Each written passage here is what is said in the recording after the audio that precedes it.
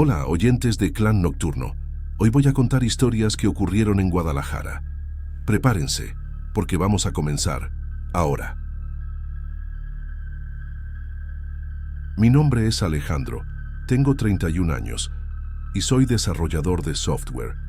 Trabajo desde casa desarrollando aplicaciones móviles para diferentes empresas, lo cual me da la flexibilidad de vivir prácticamente en cualquier lugar mientras tenga una buena conexión a Internet. Hace un año decidí mudarme de mi departamento en el centro de Guadalajara a una casa en un condominio cerrado de Zapopan, buscando más espacio y tranquilidad para trabajar.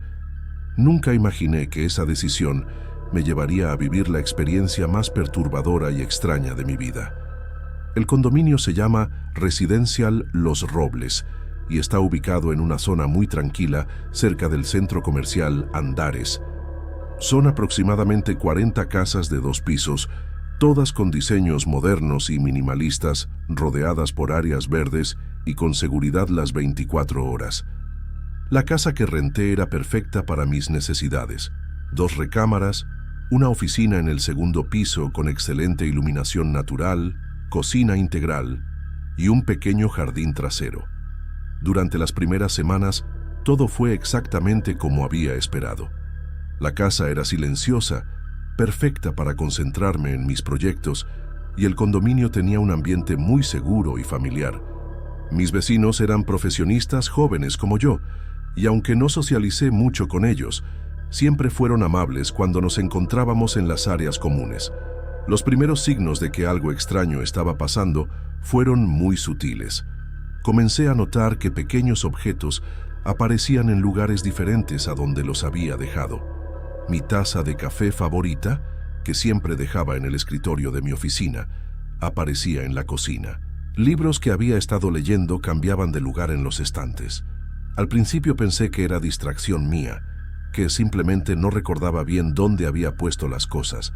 Sin embargo, después de algunas semanas, los cambios se volvieron más evidentes y difíciles de ignorar. Una mañana bajé a desayunar y encontré que las sillas del comedor habían sido movidas de sus posiciones habituales. No era algo dramático, pero definitivamente estaban en lugares diferentes. Otra vez, encontré que el sofá de la sala había sido corrido unos centímetros hacia la izquierda. Lo que realmente me alarmó fue cuando comencé a notar cambios en el exterior de la casa. El cadeado del portón del jardín trasero, que siempre dejaba cerrado en una posición específica, aparecía regularmente en posiciones diferentes. A veces estaba completamente abierto, otras veces cerrado, pero con el mecanismo en una posición distinta a como yo lo había dejado. Decidí que tal vez había algún problema con el personal de mantenimiento del condominio, que quizás estaban entrando a las casas sin avisar para hacer reparaciones o revisiones. Contacté a la administración para preguntar sobre esto, pero me aseguraron que nunca entraban a las casas sin previo aviso y autorización explícita de los inquilinos. Una noche de viernes, después de trabajar todo el día en un proyecto particularmente complicado, decidí salir a cenar a una taquería que había descubierto cerca del centro comercial Andares. Era un lugar pequeño pero con comida excelente, y me gustaba ir ahí cuando quería despejar mi mente después de largas jornadas de programación. Regresé a casa alrededor de las 10 de la noche, sintiéndome relajado después de la cena y la caminata. Sin embargo, en el momento en que entré a la casa, inmediatamente supe que algo estaba mal. Había un olor en el aire que no reconocía. Una loción masculina con un aroma muy distintivo. Definitivamente, no era ningún producto que yo usara. Revisé toda la casa cuidadosamente, cuarto por cuarto, pero no encontré a nadie. Sin embargo, descubrí más evidencia de que alguien había estado ahí durante mi ausencia. En la cocina, encontré un frasco de avena que había estado cerrado cuando salí. Ahora estaba abierto con la tapa puesta de manera descuidada. En el baño, la toalla estaba húmeda, como si alguien se hubiera lavado las manos recientemente. Esa noche no pude dormir. Me quedé despierto hasta muy tarde, escuchando cada ruido de la casa, esperando detectar cualquier señal de que alguien más estuviera ahí. Al día siguiente, tomé la decisión de instalar un sistema de cámaras de seguridad en toda la casa. Compré 4 cámaras con detección de movimiento y grabación en la nube y las instalé en puntos estratégicos: la entrada principal, la sala, la cocina y el pasillo del segundo piso. Las cámaras comenzaron a capturar actividad sospechosa casi inmediatamente. Durante los primeros días, detectaron movimientos sutiles, puertas que se abrían y cerraban, sombras que pasaban frente a las cámaras, objetos que se movían ligeramente. Al principio, pensé que podían ser fallas técnicas o sensibilidad excesiva de los sensores de movimiento. Sin embargo, una mañana de martes, cuando revisé las grabaciones de la noche anterior, encontré algo que me dejó completamente helado. Las cámaras habían capturado a una figura humana moviéndose por la casa durante la madrugada. La calidad de la imagen no era perfecta debido a la poca luz, pero definitivamente era una persona real, no una sombra o una ilusión óptica. Lo más perturbador era que esta persona se movía por la casa con total naturalidad, como si conociera perfectamente la distribución de los muebles y la ubicación de cada cosa. No parecía estar buscando algo específico para robar, sino simplemente viviendo en la casa. Lo vi abrir la refrigeradora, servirse un vaso de agua y sentarse en el sofá de la sala por varios minutos. Esa misma mañana, cuando bajé a desayunar, encontré evidencia física de la presencia del intruso. Había una taza sucia en el fregadero de la cocina, una taza que yo no había usado. Cuando revisé la refrigeradora, noté que faltaban 2 cervezas de un six-pack que había comprado el día anterior. Era evidente que alguien había estado viviendo en mi casa mientras yo dormía. Inmediatamente contacté a la administración del condominio para reportar la situación. El administrador, un señor llamado Roberto, se mostró muy preocupado y me aseguró que investigarían el asunto inmediatamente. Me pidió que le enviara las grabaciones de las cámaras como evidencia. Fue durante esta investigación que Roberto me reveló información que explicaba, al menos parcialmente, lo que estaba pasando. Según los registros del condominio, el inquilino anterior de mi casa, un hombre llamado Mauricio, nunca había devuelto las llaves cuando terminó su contrato de renta 6 meses atrás. La administración había asumido que las llaves se habían perdido y había cambiado las cerraduras antes de rentarme la casa a mí. Sin embargo, cuando Roberto contactó a un cerrajero para revisar las fechaduras de mi casa, el técnico descubrió que habían sido manipuladas recientemente. Alguien con conocimientos de cerrajería había logrado crear copias de las llaves nuevas, o había encontrado una manera de abrir las cerraduras sin dañarlas. Esta información me llenó de una mezcla de alivio y terror. Por un lado, tenía una explicación lógica para lo que estaba pasando. El inquilino anterior estaba entrando ilegalmente a la casa. Por otro lado, me aterrorizaba pensar que alguien había estado viviendo secretamente en mi casa durante semanas, observando mis rutinas, usando mis cosas. Las grabaciones de las siguientes noches confirmaron que Mauricio continuaba entrando a la casa regularmente. Lo más escalofriante era ver cómo se comportaba. Usaba mi ropa, que aparentemente había dejado en la casa cuando se mudó. Cocinaba en mi cocina, se duchaba en mi baño e incluso dormía ocasionalmente en el sofá de la sala. La situación alcanzó su punto más aterrador una madrugada de jueves. Estaba trabajando tarde en mi oficina cuando recibí una notificación en mi celular de que las cámaras habían detectado movimiento en la planta baja. Abrí la aplicación para ver las imágenes en vivo, y ahí estaba, Mauricio, parado en mi sala, mirando directamente hacia la cámara. Lo que pasó después me llenó de un terror que nunca había experimentado. Mauricio sonrió hacia la cámara y me saludó con la mano, como si supiera que yo lo estaba observando en ese momento. Luego caminó tranquilamente hacia la cocina, se sirvió un vaso de leche y salió de la casa por la puerta trasera. Al día siguiente llamé a la policía para reportar formalmente la situación. 2 oficiales vinieron a tomar mi declaración y a revisar las grabaciones de las cámaras. Su reacción fue muy interesante. Cuando vieron las imágenes de Mauricio, ambos comentaron sobre el parecido físico que tenía conmigo. Efectivamente, Cuando pude ver las grabaciones con mejor calidad en una pantalla más grande, me di cuenta de que Mauricio y yo teníamos una semejanza física notable. Éramos de estatura similar, complexión parecida, y hasta nuestro estilo de vestir era muy similar. Era como ver a una versión ligeramente diferente de mí mismo, moviéndose por mi casa. Los policías me explicaron que casos como este eran más comunes de lo que pensaba, especialmente en condominios donde los inquilinos anteriores mantenían acceso no autorizado a las propiedades. Me recomendaron cambiar inmediatamente todas las cerraduras, instalar un sistema de alarma y considerar mudarme temporalmente hasta que pudieran localizar y arrestar a Mauricio. Sin embargo, cuando trataron de contactar a Mauricio usando la información que tenía la administración del condominio, descubrieron que todos los datos eran falsos. La dirección que había proporcionado no existía. El número de teléfono estaba desconectado. Incluso su identificación oficial parecía ser fraudulenta. Decidí que no podía seguir viviendo en esa casa sabiendo que Mauricio podía entrar cuando quisiera. A pesar de cambiar todas las cerraduras e instalar un sistema de alarma más sofisticado, la sensación de violación y vulnerabilidad era demasiado intensa. Terminé mi contrato de renta y me mudé a un departamento en otra parte de la ciudad.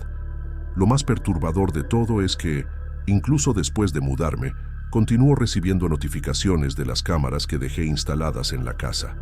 La administración del condominio me permitió mantenerlas activas temporalmente para ayudar en la investigación policial. Las grabaciones muestran que Mauricio sigue entrando a la casa regularmente, ahora que está vacía.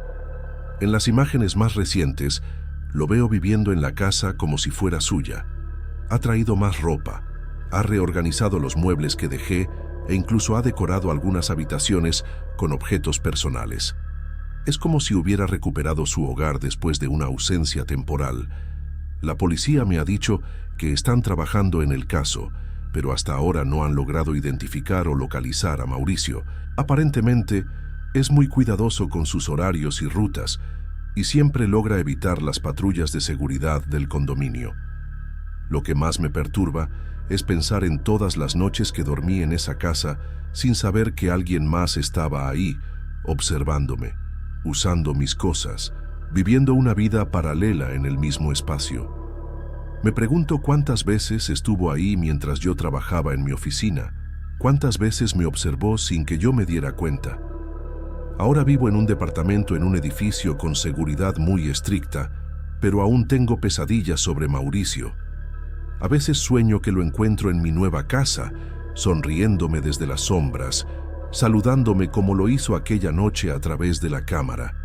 Es una experiencia que me ha cambiado para siempre y que me ha enseñado que la privacidad y la seguridad que damos por sentadas pueden ser violadas de maneras que nunca imaginamos.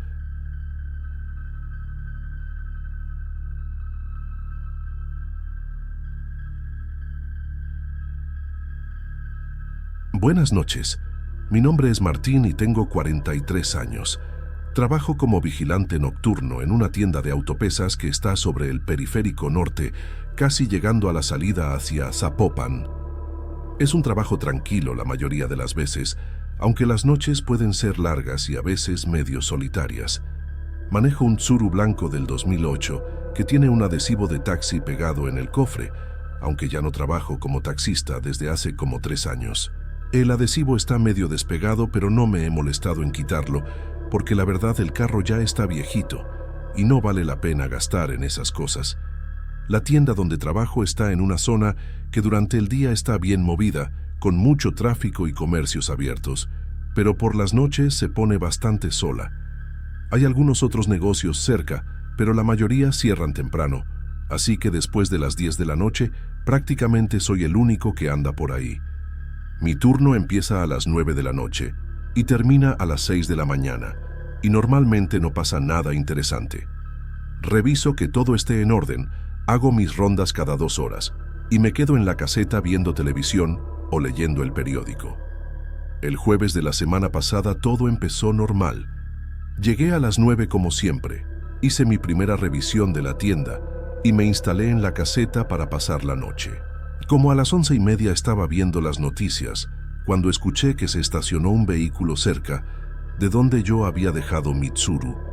No le puse mucha atención al principio, porque a veces pasan carros por ahí, aunque no es muy común a esas horas. Fue hasta que escuché voces afuera que me asomé por la ventana de la caseta.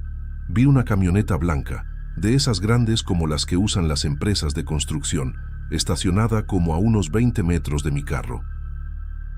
Lo que me llamó la atención es que no tenía placas, ni adelante ni atrás, solo los espacios vacíos donde deberían estar. De la camioneta se bajaron 3 hombres vestidos con coletes reflejantes amarillos, como los que usan los trabajadores de carreteras o los operadores de grúas. Traían cascos de construcción y se veían como trabajadores oficiales, así que al principio pensé que tal vez había algún problema con la luz o algo así y habían venido a revisarlo. Pero cuando los vi acercarse directamente hacia Mitsuru, me empezó a dar mala espina. Salí de la caseta para ver qué querían y uno de ellos, un güey alto y moreno como de 35 años, se acercó a mí con una sonrisa que no me gustó nada. «Buenas noches, jefe», me dijo con una voz muy calmada. «Somos de la empresa de grúas municipales. Venimos porque su vehículo está estacionado en una zona prohibida y tenemos que removerlo». Esto me pareció muy raro, porque yo siempre estaciono mi carro en el mismo lugar, que es parte del estacionamiento de la tienda donde trabajo, y nunca había tenido problemas. Además, no había ninguna señal que dijera que estaba prohibido estacionarse ahí. «¿Cuál zona prohibida?», les pregunté. «Yo trabajo aquí y siempre me estaciono en este lugar». El tipo me mostró una tableta que traía en la mano, pero la pantalla estaba apagada, y me dijo que según sus registros, esa área había sido declarada zona de no estacionamiento desde la semana pasada. Me explicó que tenían órdenes de remover todos los vehículos que estuvieran mal estacionados. «Pero mire, jefe», me dijo bajando la voz, como si me fuera a hacer un favor, «nosotros podemos cooperar con usted. Si nos da 2.500 pesos, podemos reportar que el vehículo ya no estaba aquí cuando llegamos. Así se evita todo el problema de ir al corralón y pagar las multas». En ese momento, me di cuenta de que esto no era nada oficial. Ninguna grúa municipal trabaja así, y mucho menos te piden dinero para cooperar contigo. Les dije que no iba a pagar nada porque mi carro estaba bien estacionado y que si tenían algún problema, que llamaran a la policía. La actitud del tipo cambió completamente. Ya no sonreía y se puso bien serio. «Mire, señor, nosotros estamos tratando de ayudarlo. Si no quiere cooperar, vamos a tener que hacer nuestro trabajo de todas formas». Fue entonces cuando vi que de la camioneta se bajaron otros 2 hombres, pero estos ya no traían coletes reflejantes. Uno traía un tubo de metal en la mano y el otro traía lo que parecía ser una cadena. Me di cuenta de que la cosa se estaba poniendo muy fea. «No se hagan problemas», me dijo el primer tipo. «Nosotros vamos a llevarnos el carro de todas formas. Ustedes deciden si quieren hacerlo por las buenas o por las malas». Los otros tipos empezaron a caminar hacia Mitsuru y uno de ellos sacó unas herramientas de la camioneta. Vi que traían un gancho y unas cadenas, como si realmente fueran a enganchar mi carro para llevárselo. Pero era obvio que no eran trabajadores oficiales de ninguna empresa de grúas. En ese momento, tomé una decisión que probablemente me salvó. En lugar de quedarme ahí tratando de discutir con ellos o de meterme a la caseta a esconderme, eché a correr hacia el periférico. Mi idea era llegar a la avenida principal, donde hubiera más luz y más posibilidades de que alguien me viera o me ayudara. Corrí como no había corrido en años, gritando y haciendo todo el ruido que podía. Detrás de mí escuchaba que los tipos me gritaban que me regresara, pero yo seguí corriendo hacia la avenida. Cuando llegué al periférico, me puse en medio de la calle agitando los brazos para que algún carro se detuviera. Fue una suerte increíble que en ese momento pasara una patrulla de la policía. Los oficiales vieron que algo estaba mal y se detuvieron inmediatamente. Les expliqué rápidamente lo que estaba pasando, y uno de ellos se quedó conmigo mientras el otro se fue hacia donde estaban los tipos con mi carro. Cuando regresamos al lugar, los criminales ya habían enganchado Mitsuru a su camioneta y estaban tratando de llevárselo. El policía encendió las sirenas y se acercó rápidamente, pero en cuanto los tipos vieron la patrulla, soltaron las cadenas y se subieron corriendo a su camioneta. Se armó una persecución que duró como 10 minutos. Los tipos manejaron la camioneta hacia las calles de la colonia San Andrés, que está llena de callejones y calles cerradas. Al final, abandonaron la camioneta en una calle sin salida y se escaparon corriendo a pie por entre las casas. Los policías revisaron la camioneta abandonada, pero no encontraron nada que pudiera identificar a los dueños. No tenía placas, los números de serie estaban borrados y adentro no había ningún documento o identificación. Era obvio que la habían robado específicamente para hacer este tipo de trabajos. Mitsuru quedó un poco dañado porque cuando los tipos lo soltaron para escaparse, las cadenas rayaron la defensa trasera y le abolaron un poco la cajuela. Pero la verdad, considerando lo que pudo haber pasado, me sentí muy afortunado de recuperarlo. Los policías me dijeron que este tipo de robos se habían vuelto muy comunes en esa zona. Grupos de criminales se hacen pasar por trabajadores de grúas oficiales para robar carros, especialmente en lugares solitarios donde no hay muchos testigos. Normalmente se llevan los carros para venderlos por partes o para usarlos en otros delitos. Lo que más me impresionó es lo bien organizados que estaban. Tenían uniformes convincentes, herramientas profesionales y una historia creíble. Si yo no hubiera sospechado desde el principio, probablemente me habrían convencido de que eran trabajadores reales. Después de esa experiencia, decidí que ya no quería seguir trabajando turnos nocturnos. Le pedí a mi jefe que me cambiara al turno de día, y aunque eso significó ganar un poco menos de dinero, prefiero la tranquilidad de trabajar cuando hay más gente alrededor. Ahora, cada vez que veo una grúa en la carretera, me pongo nervioso, incluso cuando son grúas oficiales ayudando a gente que realmente tiene problemas con sus carros. No puedo evitar recordar esa noche y preguntarme si serán reales o si serán otros criminales buscando su próxima víctima. Antes pensaba que los vigilantes nocturnos estábamos seguros porque normalmente los criminales no se meten con gente que está trabajando. Pero ahora me doy cuenta de que estar solo en lugares apartados te hace un blanco fácil para este tipo de delincuentes. Mi consejo para cualquiera que trabaje de noche o que tenga que estar solo en lugares solitarios es que siempre confíe en sus instintos. Si algo se siente mal, probablemente lo esté. Y si se encuentran en una situación como la mía, no traten de ser héroes. Es mejor perder el carro que perder la vida.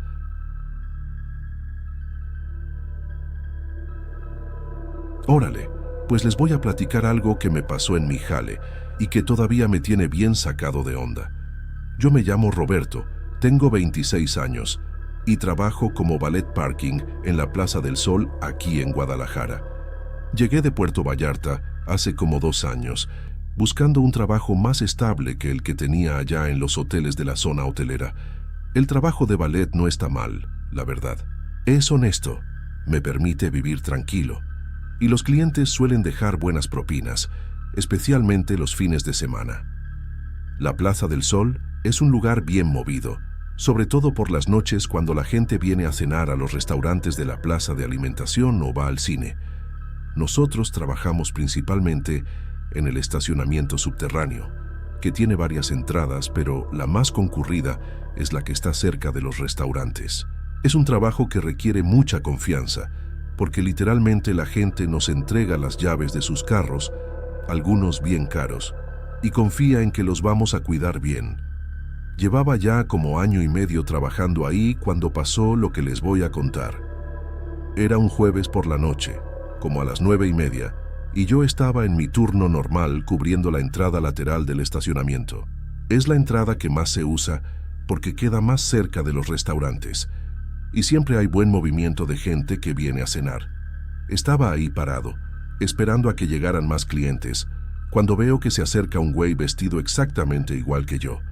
Traía el mismo uniforme negro con el logo de la plaza, los mismos zapatos negros y hasta la misma gorra.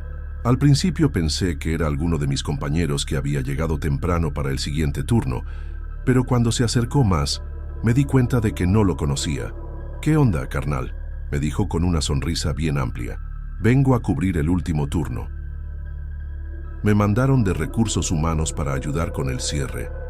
Esto me extrañó porque normalmente cuando llega gente nueva, nos avisan con anticipación. Y además, yo sabía perfectamente quién tenía que llegar a relevarme esa noche. Le pregunté su nombre y me dijo que se llamaba Miguel. Cuando le pedí que me enseñara su gafete, me mostró uno que se veía medio sucio y rayado, como si hubiera estado guardado mucho tiempo en algún cajón. Eso me prendió las alertas, porque todos nuestros gafetes están siempre limpios y en buen estado. Saqué mi celular para revisar la aplicación interna que usamos para coordinar los turnos y ver si efectivamente habían agregado a alguien nuevo, pero no aparecía ningún Miguel registrado para esa noche. Cuando le comenté esto, él me dijo que probablemente había sido un cambio de último momento y que seguramente no habían actualizado el sistema todavía. Su explicación sonaba medio lógica, pero algo en su actitud me tenía inquieto. Se veía muy ansioso, como si tuviera prisa porque me fuera, y sus ojos se movían mucho, como si estuviera checando constantemente los alrededores. Decidí quedarme un rato más para ver qué onda, diciéndole que podíamos trabajar juntos hasta que llegara mi relevo oficial. No habían pasado ni 10 minutos cuando llegó un cliente en un Audi A4 gris, un carro bien bonito y obviamente caro. El cliente era un señor mayor, bien vestido, que se veía como empresario o algo así. Miguel inmediatamente se acercó al carro y le dijo al señor que él se haría cargo de estacionarlo. El señor le entregó las llaves sin pensarlo 2 veces, como hace cualquier cliente normal, y se fue caminando hacia los restaurantes. Miguel me dijo que iba a estacionar el carro en el nivel B2, que es donde normalmente ponemos los carros más caros porque está más seguro. Yo me quedé en la entrada esperando más clientes. Pasaron como 20 minutos y Miguel no regresaba. Esto me pareció muy raro porque estacionar un carro, aunque sea en el nivel más profundo, no toma más de 5 minutos. Decidí bajar a revisar qué estaba pasando, pero cuando llegué al nivel B2, no encontré ni el Audi ni a Miguel por ningún lado. Inmediatamente subí corriendo a la entrada y revisé las cámaras de seguridad con el supervisor de turno. En las grabaciones, pudimos ver claramente cómo Miguel había salido del estacionamiento manejando el Audi, pero en lugar de dar la vuelta para regresar por donde había entrado, se había ido directo hacia la avenida López Mateos y había desaparecido. El supervisor inmediatamente llamó a la policía y a los dueños de la plaza. Cuando llegó el cliente a recoger su carro y le tuvimos que explicar lo que había pasado, se puso furioso, y la verdad no lo culpo. Tuvimos que llenar un montón de reportes, dar declaraciones y toda la bronca que se imaginan. Lo más cabrón es que durante la siguiente semana pasó exactamente lo mismo 3 veces más. Aparecía este Miguel con su uniforme falso, se ganaba la confianza de algún cliente y se robaba el carro. Siempre usaba el mismo modus operandi. Llegaba cuando había mucho movimiento, se presentaba como empleado nuevo y aprovechaba cualquier momento de distracción para largarse con algún vehículo. La administración de la plaza estaba bien preocupada porque, obviamente, esto estaba afectando su reputación y tenían que responder por los carros robados. Pusieron más cámaras, aumentaron la seguridad y nos dieron instrucciones muy estrictas de no dejar que nadie trabajara sin estar registrado oficialmente en el sistema. Fue como 2 semanas después del primer robo cuando tuve mi segundo encuentro con este cabrón. Yo estaba trabajando el turno de la tarde, como a las 6, cuando lo veo acercándose otra vez con su uniforme falso. Esta vez traía una actitud completamente diferente, más agresiva y amenazante. «¿Qué onda, Roberto?», me dijo, y me sacó de onda que supiera mi nombre. «Espero que no hayas estado hablando de más sobre nuestros encuentros anteriores». La forma en que me dijo esto, con una sonrisa que no llegaba a los ojos, me hizo entender que me estaba amenazando directamente. Le dije que ya sabíamos quién era y que la seguridad lo estaba buscando, pero él se rió y me dijo: «Yo sé perfectamente cómo funcionan las operaciones aquí. Sé a qué horas llegan los supervisores, sé cuándo cambian las guardias y sé exactamente dónde están todas las cámaras. He estado observando este lugar mucho más tiempo del que te imaginas». Esto me puso los pelos de punta porque significaba que había estado vigilando nuestro trabajo durante semanas o tal vez meses antes de empezar a robar los carros. Conocía nuestras rutinas mejor que algunos de mis propios compañeros. Cuando traté de alejarme para ir a buscar al supervisor, Miguel me agarró del brazo y me dijo: «Si sigues metiéndote en mis asuntos, las cosas se van a poner muy feas para ti. Yo sé dónde vives, sé a qué horas sales del trabajo y sé que caminas solo por las noches». Logré zafarme de él y corrí hacia la guarita de seguridad, gritando que llamaran a los guardias. Cuando llegaron, Miguel ya se había largado. Pero esta vez las cámaras lograron capturar mejores imágenes de su cara. La policía finalmente tenía evidencia clara para buscarlo. Durante las siguientes semanas, no volvimos a ver a Miguel y los robos se detuvieron completamente. Pensamos que tal vez se había asustado por la investigación policial o que había decidido buscar otro lugar para hacer sus fechorías. La administración reforzó aún más la seguridad y todos estábamos más tranquilos. Pero hace como un mes pasó algo que me tiene bien sacado de onda hasta ahorita. Llegó un empleado nuevo al equipo, un güey que se presentó como Eduardo. Traía todos sus papeles en orden. Había pasado por el proceso normal de contratación y tenía su gafete oficial, aunque se veía medio rayado y maltratado. Desde el primer día que lo vi, algo me sonó familiar en su cara, pero no podía ubicar exactamente qué era. Trabajamos juntos varios turnos y él se portaba completamente normal. Hacía bien su trabajo, era amable con los clientes y se llevaba bien con todos los compañeros. Fue hasta la tercera semana que me cayó el 20. Eduardo es Miguel. Es el mismo cabrón que había estado robando carros, pero ahora con una identidad completamente diferente y trabajando oficialmente en el lugar que antes robaba. Se había cortado el pelo de manera diferente, se había dejado crecer un bigote pequeño y usaba lentes, pero definitivamente era la misma persona. Lo más loco de todo es que cuando traté de explicarle esto a mis compañeros y al supervisor, nadie me creyó. Todos me dijeron que estaba paranoico, que Eduardo era un buen empleado y que no se parecía en nada a las fotos que tenía la policía de Miguel. Incluso el supervisor me dijo que tal vez el estrés de los robos me estaba afectando y que debería tomarme unos días de descanso. Pero yo sé que tengo razón. He estado observando a Eduardo muy de cerca, y aunque se comporta de manera completamente diferente, hay pequeños detalles que lo delatan. La forma en que camina, la manera en que se ríe y, sobre todo, la forma en que me mira cuando piensa que no me doy cuenta. Es la misma mirada amenazante que me dio Miguel aquella tarde. Lo que más me preocupa es que Eduardo ahora tiene acceso completo a toda la información del estacionamiento. Conoce los horarios de todos, sabe dónde están las cámaras, tiene las llaves de todas las áreas y, lo más importante, tiene la confianza total de la administración y de todos mis compañeros. No sé qué está planeando, pero estoy seguro de que algo va a pasar. Tal vez está esperando el momento perfecto para hacer un robo más grande, o tal vez está recopilando información para vendérsela a otros criminales. Lo único que sé es que no puedo bajar la guardia. He estado documentando todo lo que hace Eduardo, tomando fotos discretas y guardando evidencia de cualquier comportamiento sospechoso. Si algo pasa, quiero estar preparado para demostrar que tenía razón desde el principio. La verdad es que esta situación me tiene bien estresado.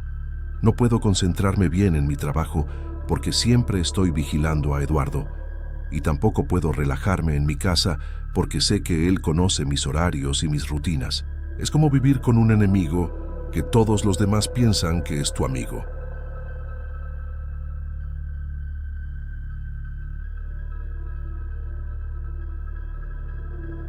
Me llamo Francisco y llevo 8 años trabajando como mecánico a domicilio aquí en Guadalajara. Mi especialidad son las emergencias en carretera, baterías descargadas, llantas ponchadas, problemas de motor, ese tipo de cosas que le pasan a la gente cuando menos se lo espera. Es un trabajo que me gusta porque cada día es diferente y además pago bien, especialmente las llamadas nocturnas que cobro con tarifa especial. Tengo una camioneta equipada con todas las herramientas necesarias, cables para pasar corriente, compresor, refacciones básicas y todo lo que puedo necesitar para resolver la mayoría de problemas mecánicos.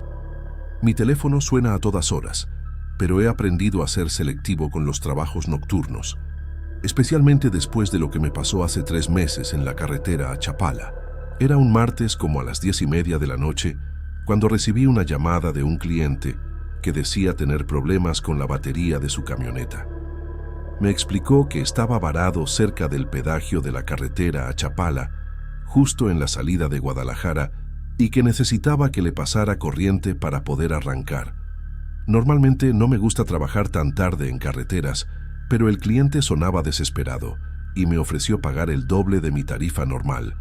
Además, el pedaje de Chapala es un lugar que conozco bien, con buena iluminación y bastante tráfico, así que no me pareció peligroso. Llegué al lugar como a las 11:15.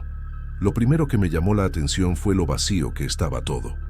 Para ser un martes por la noche, esperaba ver más tráfico pasando por ahí, pero la carretera estaba extrañamente desierta. Solo vi la Suburban negra del cliente estacionada en el acotamiento, cerca de la caseta de cobro. El cliente se llamaba Rodrigo, un señor como de 50 años, bien vestido, que parecía ser empresario o algo así. Pero desde el momento en que me bajé de mi camioneta, noté que estaba muy nervioso. Sus manos temblaban cuando me saludó, y sus ojos se movían constantemente, como si estuviera esperando que apareciera alguien. ¿Viniste solo?, fue lo primero que me preguntó, lo cual me pareció una pregunta muy rara. Le dije que sí, que siempre trabajo solo, y él se veía aliviado pero al mismo tiempo más nervioso. Mientras conectaba los cables para pasar corriente a su batería, Rodrigo no dejaba de mirar hacia la carretera y hacia las casetas del pedaje. Cada vez que pasaba un carro, él se ponía tenso y se quedaba viendo hasta que desaparecía en la distancia. «Oye, Francisco», me dijo de repente, «si alguien te da órdenes de que avances hacia el pedaje, no lo hagas. No importa quién sea o qué te digan, no te muevas de aquí». Esto me pareció muy extraño y le pregunté qué quería decir, pero él solo me dijo que era importante que me quedara cerca de los carros y que no me alejara hacia las casetas de cobro. Estaba terminando de conectar los cables cuando de repente todas las luces del pedaje se apagaron. No fue un apagón gradual, sino que todas las luces se fueron al mismo tiempo, como si alguien hubiera cortado la electricidad de todo el complejo. La carretera quedó completamente a oscuras, solo iluminada por las luces de nuestros vehículos. «Ya empezó», murmuró Rodrigo, y su voz sonaba como si estuviera aterrorizado. «Métete a la camioneta, rápido». No entendía qué estaba pasando, pero el tono de urgencia en su voz me hizo caso. Desconecté rápidamente los cables y me subí al asiento del pasajero de su Suburban. Rodrigo inmediatamente puso los seguros a todas las puertas. Fue entonces cuando empecé a escuchar los pasos. Eran pasos lentos y pesados, como de botas militares, caminando sobre el asfalto. Sonaban como si vinieran de la dirección del pedaje, pero en la oscuridad no podía ver a nadie. Los pasos se acercaron hasta estar muy cerca de nuestros vehículos. Dieron una vuelta completa alrededor de la Suburban y luego se alejaron hacia el centro de la carretera. Rodrigo y yo nos quedamos completamente callados, casi sin respirar. Después de unos minutos que se sintieron como horas, escuchamos una voz amplificada que venía de la dirección del pedaje. Era una voz de hombre, muy clara y autoritaria, hablando a través de lo que sonaba como un megáfono. «Avancen hacia la caseta de cobro. Dejen los vehículos y caminen lentamente hacia las luces». Rodrigo me agarró del brazo con fuerza. «No te muevas», me susurró. «Pase lo que pase, no salgas de aquí». La voz se repitió varias veces, cada vez sonando más insistente y amenazante. Después de la quinta repetición, escuchamos el sonido de un motor acercándose por la carretera. Apareció una patrulla que venía muy despacio, sin sirenas, pero con las luces rojas y azules encendidas. Lo extraño era que las luces parpadeaban muy lentamente, no como las patrullas normales, y el vehículo no tenía placas visibles. La patrulla se detuvo justo enfrente de nosotros, bloqueando nuestro camino hacia Guadalajara. Las luces siguieron parpadeando lentamente, pero nadie se bajó del vehículo. Solo se quedó ahí, como esperando algo. «¿Qué está pasando?», le pregunté a Rodrigo en voz muy baja. Esto pasa cada cierto tiempo, me respondió sin apartar la vista de la patrulla. Nadie sabe exactamente qué es, pero la gente que obedece las órdenes y camina hacia el pedágio no regresa. Los encuentran días después en lugares muy lejanos, sin memoria de lo que pasó. Nos quedamos ahí sentados durante lo que debieron ser como 30 minutos, aunque se sintió mucho más tiempo. La patrulla no se movía. La voz del megáfono había dejado de hablar, pero aún podíamos escuchar ocasionalmente los pasos caminando alrededor del área.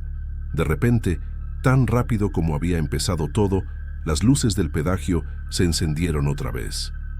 La patrulla arrancó y se alejó hacia Chapala sin hacer ruido, y los pasos misteriosos se detuvieron completamente. Rodrigo esperó otros 10 minutos antes de arrancar su camioneta. «Ya se fueron», me dijo. «Ahora podemos irnos». Durante el camino de regreso a Guadalajara, Rodrigo me explicó que él había experimentado esto mismo 3 veces en los últimos 2 años. Siempre pasaba en el mismo lugar, siempre con el mismo patrón. Las luces se apagaban, aparecían los pasos misteriosos. La voz del megáfono daba órdenes y aparecía la patrulla fantasma.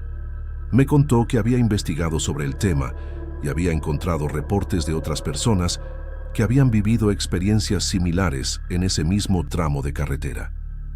Algunos habían obedecido las órdenes y habían caminado hacia el pedágio, pero esos nunca regresaron para contar qué había pasado.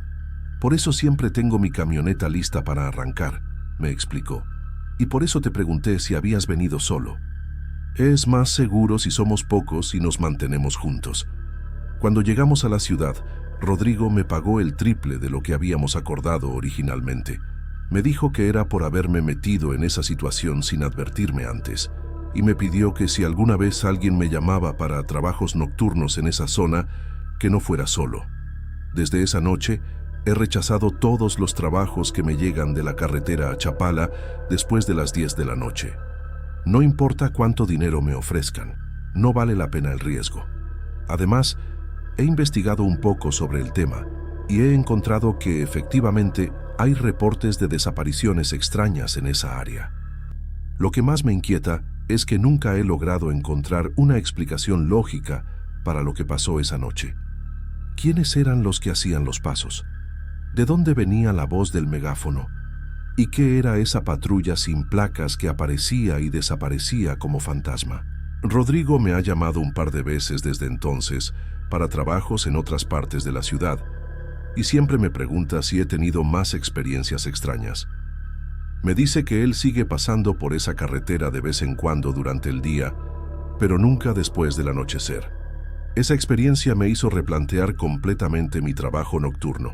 Durante años pensé que los únicos riesgos eran asaltos o accidentes, pero nunca imaginé que existieran situaciones tan inexplicables como la que viví en el pedágio de Chapala. Mis criterios para aceptar llamadas nocturnas cambiaron radicalmente. Les pregunto a los clientes detalles específicos sobre su ubicación y el tipo de problema antes de comprometerme. Si algo me genera dudas o me parece sospechoso, declino el trabajo sin pensarlo 2 veces. He tratado de investigar más sobre ese lugar, pero la información es escasa y contradictoria. Algunos hablan de experimentos militares, otros de fenómenos paranormales y algunos más de actividades criminales organizadas. Lo único consistente en todos los relatos es que sucede siempre en el mismo tramo de carretera y siempre después de las 10 de la noche. Mi camioneta sigue equipada con todas las herramientas necesarias, pero agregué algunas cosas que antes no consideraba importantes: una linterna más potente, un radio de emergencia y siempre mantengo el tanque de gasolina lleno. También le di una copia de mi ruta diaria a mi hermano para que sepa dónde buscarme si algo sale mal. Cada vez que paso cerca de la salida a Chapala durante mis trabajos diurnos, no puedo evitar mirar hacia ese pedágio y recordar esa noche. Durante el día se ve completamente normal, con tráfico constante y actividad regular, pero sé que cuando cae la oscuridad, ese lugar se transforma en algo completamente diferente. Rodrigo tenía razón en algo. Hay lugares y situaciones que es mejor evitar, especialmente cuando no entendemos las reglas del juego. Esa noche aprendí que mi trabajo no solo implica arreglar carros, sino también saber cuándo es momento de alejarse de una situación peligrosa, sin importar cuánto dinero esté en juego.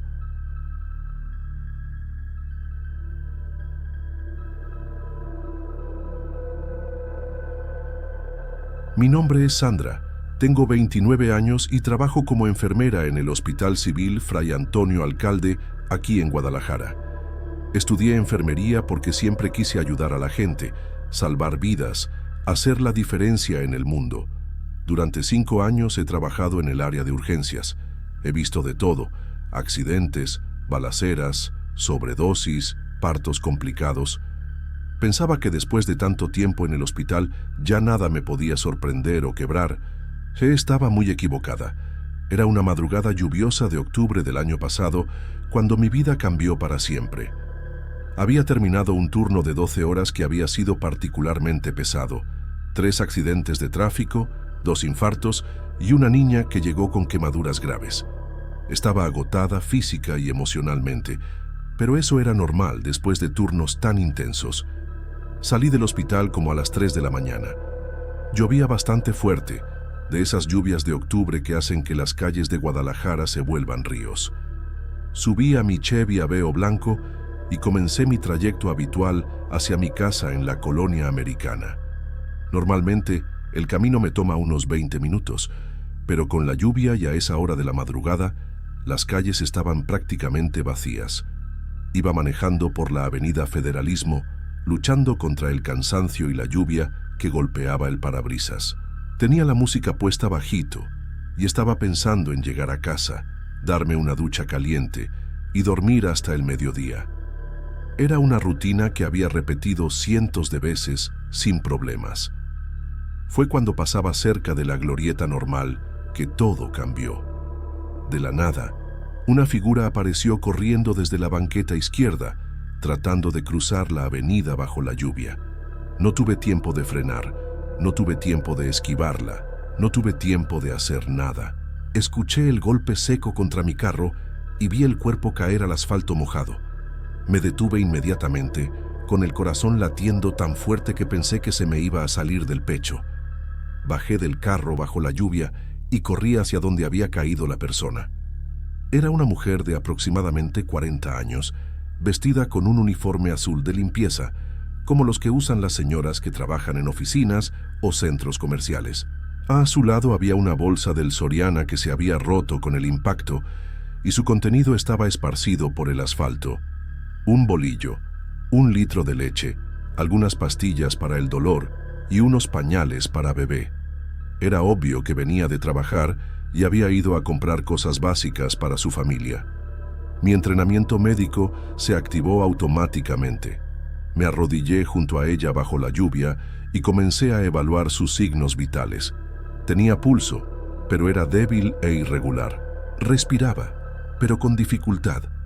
Había sangre saliendo de su oído derecho, lo que indicaba un traumatismo craneano grave. Sus pupilas estaban dilatadas y no respondían bien a la luz de mi celular. En ese momento, mi mente se dividió en 2. Una parte de mí, la enfermera profesional, sabía exactamente qué hacer. Llamar inmediatamente al 911, estabilizar a la paciente, aplicar primeros auxilios y esperar a que llegara la ambulancia.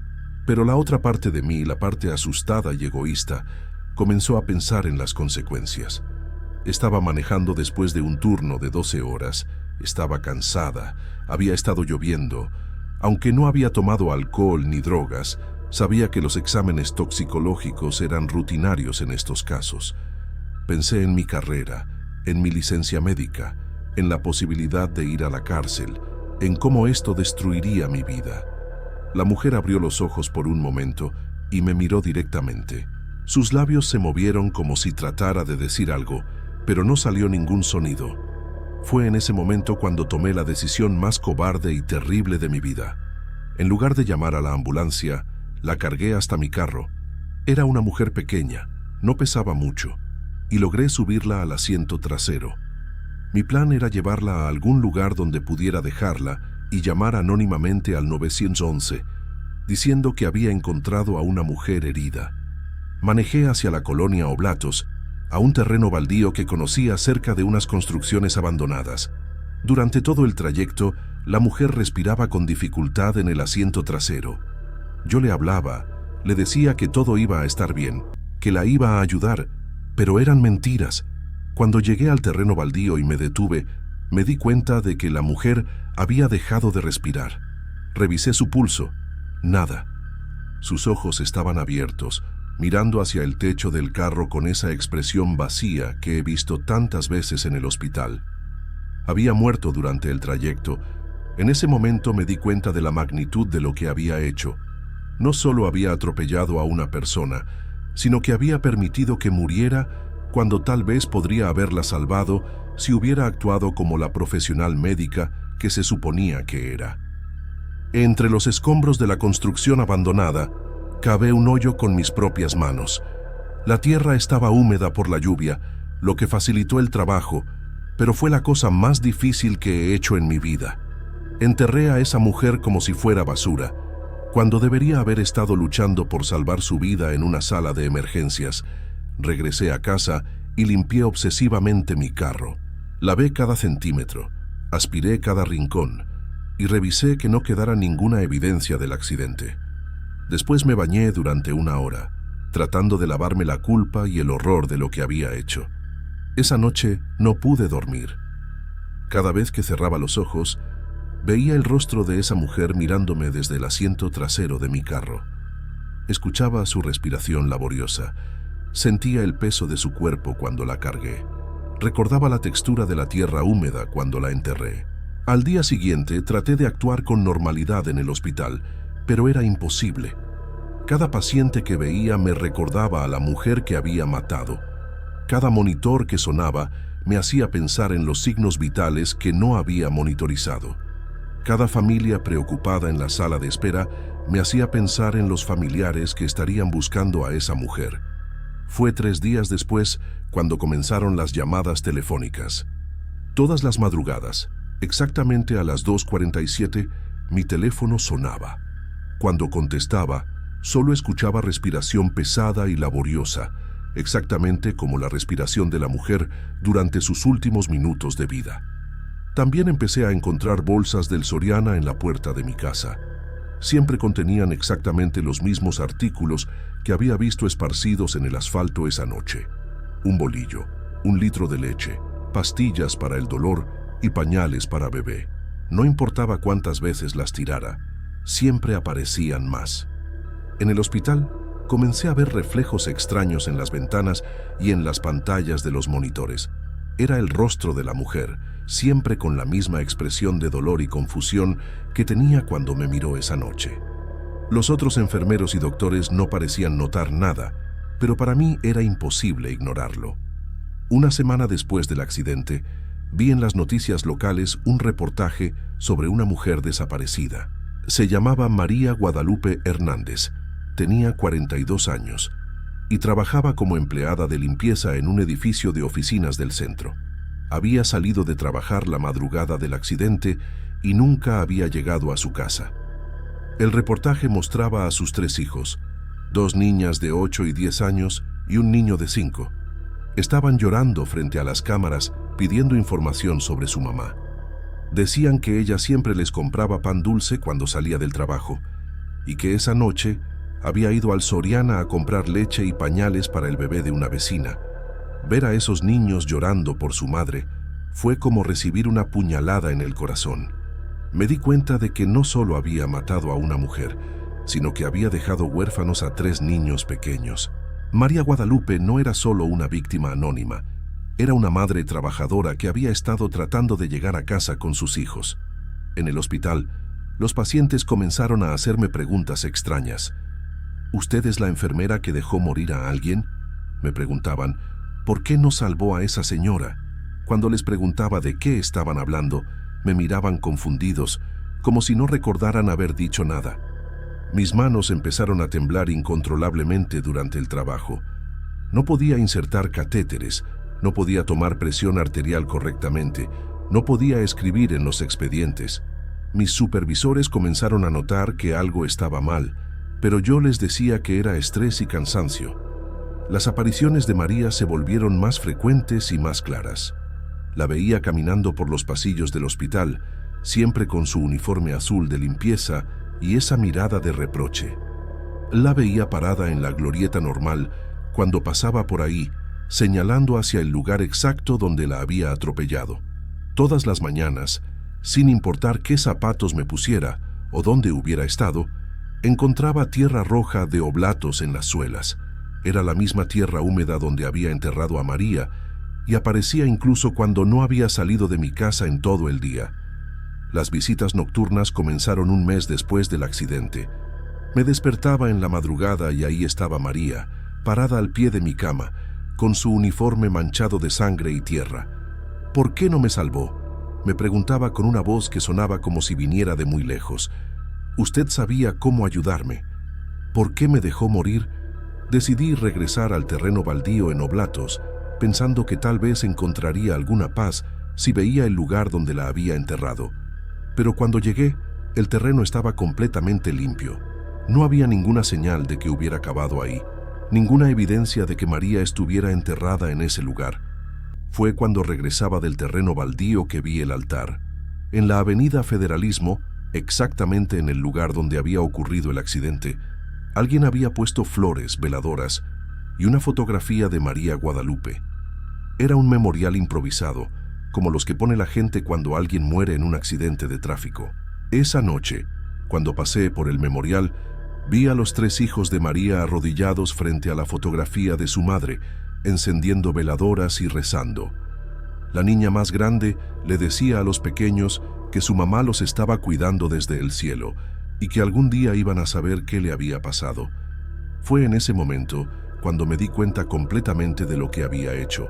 No solo había matado a María Guadalupe por mi cobardía, sino que había condenado a 3 niños inocentes a crecer sin su madre. Tenía el conocimiento médico y la experiencia para haberla salvado, pero había elegido salvarme a mí misma en lugar de salvar a ella. El tormento se volvió insoportable. No podía trabajar, no podía dormir, no podía vivir con el peso de lo que había hecho. María aparecía constantemente, no solo en mi casa, sino en el hospital, en la calle, en mis sueños. Sus hijos aparecían en mis pesadillas, preguntándome por qué les había quitado a su mamá. Finalmente entendí que la única manera de que esto terminara era enfrentando la verdad. María Guadalupe Hernández merecía justicia, y sus hijos merecían saber qué le había pasado a su madre. Por más que esto destruyera mi vida, no podía seguir viviendo con esta culpa. Ayer fui a la delegación de policía y confesé todo. Les conté sobre el accidente, sobre mi decisión de no llamar al 911, sobre cómo dejé que María muriera cuando podría haberla salvado. Les di todos los detalles, incluyendo la ubicación donde enterré su cuerpo. Cuando terminé de confesar, sentí como si un peso enorme se hubiera quitado de mis hombros. Por primera vez en meses, pude respirar sin sentir que me ahogaba. María apareció una última vez, pero esta vez no había reproche en sus ojos. Solo asintió con la cabeza y desapareció para siempre. Sé que voy a ir a la cárcel, sé que mi carrera como enfermera ha terminado y sé que tendré que vivir con esta culpa por el resto de mi vida. Pero también sé que María Guadalupe finalmente va a recibir un entierro digno y que sus hijos van a tener respuestas sobre lo que le pasó a su madre. Algunas decisiones no se pueden deshacer, pero sí se pueden enfrentar. Tardé demasiado en encontrar el valor para hacer lo correcto, pero al final, la verdad era la única manera de encontrar paz para María, para sus hijos y para mí misma.